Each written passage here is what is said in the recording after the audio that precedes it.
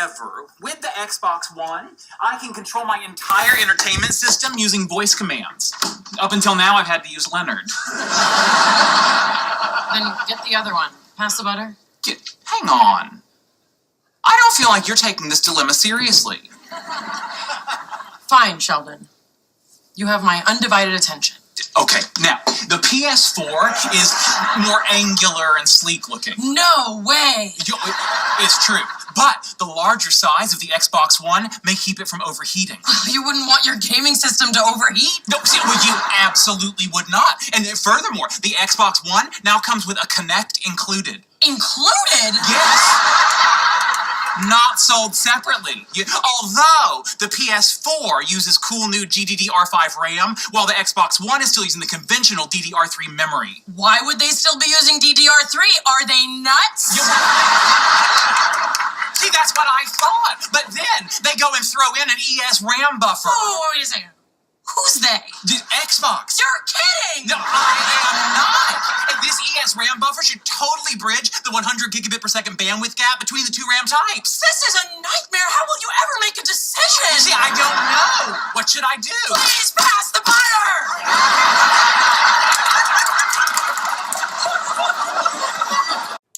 Alright guys, analyzing your audience. This is one of my favorite lectures of the semester. I really see the utility in analyzing your audience, and I think that if you take the time to really analyze your audience, you'll have much better speeches and a much better reaction and response to speeches. So I'm going to start off after we've watched that Pass the Butter clip from Big Bang Theory. Basically, Sheldon was talking about something that she was just not interested in and didn't find any utility for herself in his message. She was very annoyed by the end, right, that he had kept going on and on and on about something that she cared very little about and really just wanted to eat her dinner, right? So thinking about that as the speaker, yes, we want to choose things that we are very passionate about to talk with our group on, but it also needs to be something that other people can take away some keys or some knowledge from the speech, right? So here's a little quote from Aristotle. It says, "For of the three elements in speech making, speaker, subject, and person addressed, it is the last one, the hearer, that determines the speech's end and object." So you can say as much as you want to say and say it as many times as you want to say it, but unless your audience comes away with some message from your speech, really the talking had no impact. So it's important, it's imperative that your audience attend to your message and attend well. Okay, so audiences and people are very egocentric, concerned above all with their own values, beliefs, and well-being. And that's okay, guys. That is human nature, that is inherent in us, and that is fine. It is just now the job of the speaker, the big job of the speaker, to tell the audience and give the audience a reason to listen. So, thinking, why is this important to me as an audience member? What does this message offer me? Why should I listen to what this person is saying? And then it is up to the speaker to make the audience choose to pay attention. So going back to our listening lecture, you have to give them that reason to listen. And over here I have this picture of Taylor Swift and Kanye West.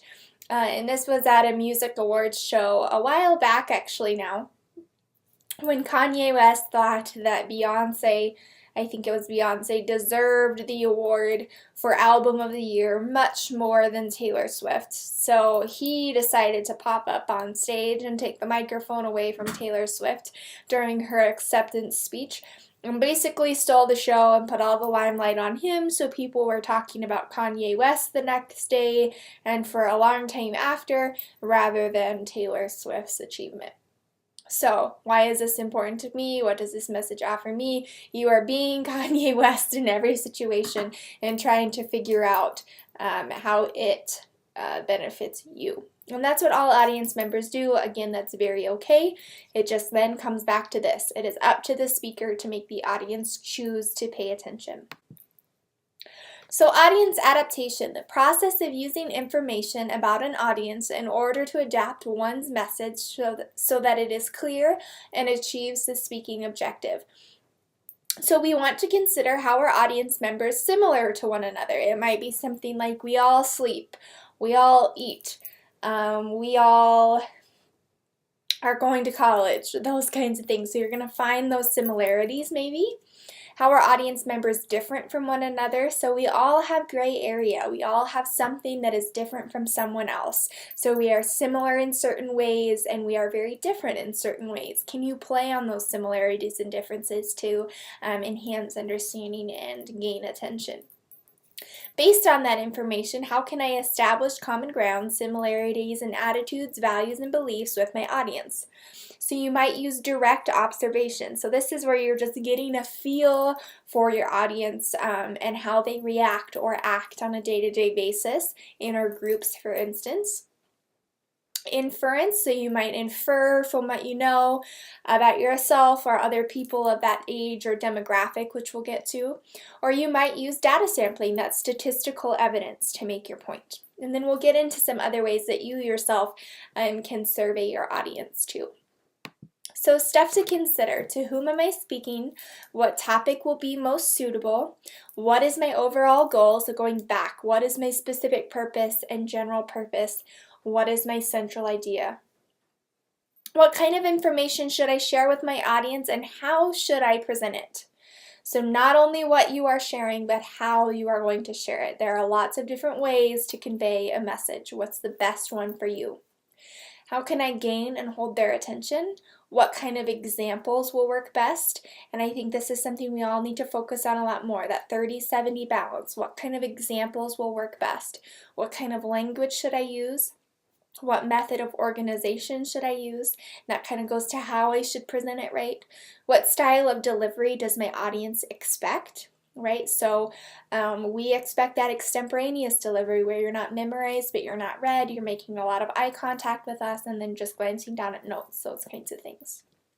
Okay, here's some advertising examples to consider. So I have 2 golden retrievers. This ad comes out for this vacuum a while ago. It's for a Bissell vacuum. And it says, pet hair, no problem. And I'm going, oh my gosh, I need a Bissell. They are talking right to me. They have a golden retriever. I know what it's like to leave the house every day and try and get all the dog hair off of me because they shed nonstop. But I love them, so I have to keep my golden retrievers. Maybe I just also need the Bissell vacuum, right? Then I have this ad over here for Pop Chips, which if you've ever tried Pop Chips, they're not the best chip, but they are a good substitute if you are watching what you eat. So these are 100 calories and you can eat this many Pop Chips versus other kinds of tastier chips, right? So, moral of the story here: to whom am I speaking? What's my goal? What are advertisers doing all the time? They are positioning their message to a certain audience. Now, you don't get to choose your audience like advertisers do, but you can still make these connections with people. So maybe you would adapt this to say, if you have any type of pet, or maybe you have really long hair, or maybe this, because it can pick up even pet hair, your day-to-day stuff, it's going to be a great vacuum, those kinds of things. So if you are an advertiser for your message, what tactics might you be able to use to grasp the attention of the people listening to your speech? All right, here's another example. So this is a jewelry store's ad for around Valentine's Day, where they're advertising you and me, a gift set, Sparkle of Love gift set.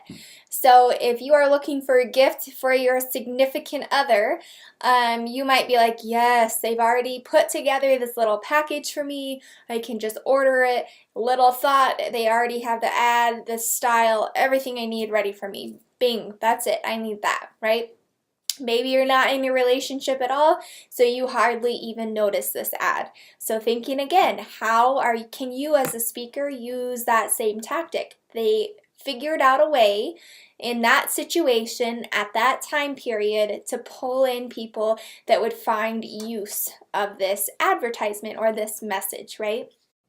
And then thinking of this camo ad over here that says, always win at hide and seek, the Under Armour brand advertising camo clothing, this might go over really well in states where hunting is very popular. So in the fall, this ad might work very well, and it's very targeted to people there. So just another example of advertising.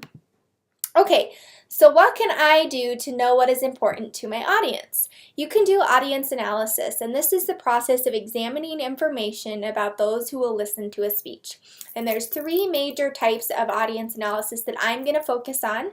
Several others that you can always do, including like multicultural or analyzing specific interests or things like that. But these are the 3 types I'm really going to focus on. So first of all, talking about demographic analysis.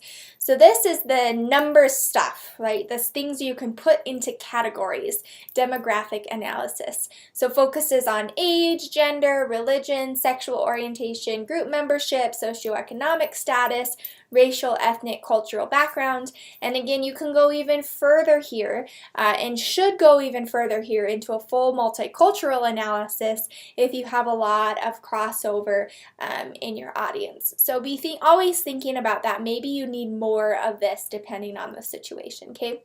But demographic analysis, how do those categories fit into or affect your message? Then we have psychological analysis. So this is all the stuff that's in your head. It is attitudes, values, and beliefs, specifically when we're talking about persuasion. It's your knowledge about the topic moving into an informative speech. Also your interest in the topic, which you may even go back and go a lot further into if you're going to do a full interest or audience or knowledge analysis right there. And then attitude towards the speaker, so credibility. So thinking about even presidential races, maybe you have a very poor attitude towards one of the candidates or the other candidate, and that limits how well you, that's the listening barrier, right? It limits how well you are attending to the message. So psychological analysis in your head, knowledge, attitudes, values, and beliefs. Situational analysis focuses on time, so thinking about if it's really early in the morning, how might that affect your audience? If it's before or after lunchtime, if it's in the evening, time can really affect a message. The size of the audience, so maybe you will have more of an intimate conversation with a smaller audience. Maybe you need to appeal to a vast majority of people if you have a large audience. So how does the size of the audience impact the message? The location, the occasion, available technology, all those sorts of things. So your situational analysis is how you're going to approach that speaking context, right? And considering all of these things when you are preparing for speeches. Gathering information. So for a group this size, our online speaking groups, you'll want to create a questionnaire and distribute it in class. So we can do this during our speech workshops. I can help you facilitate distribution via email or announcements, all those kinds of things. So think of all the good information you can get from this. You can do all 3 of these kinds of things within a survey. And okay, so audience analysis and adaptation will be noted and rewarded in this course. So you are all encouraged to conduct audience analysis before each speech from here on out. You won't be deducted if you don't, but I think they make much better speeches, and you'll get like stars on your audience analysis for rubrics, okay? All right, also guys, thinking about audience analysis, you can adapt as you speak. So you want to look to your audience for nonverbal cues. If people are avoiding eye contact, what can you take away from that? And extemporaneously, how can you adapt to that?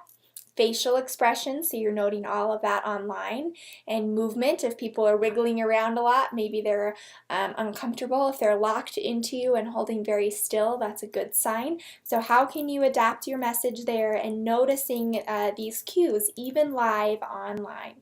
Alright guys, that's all I have for audience adaptation, so be thinking about ways that you can incorporate some of this content and these analyses into your own speeches and your own connections. Thanks.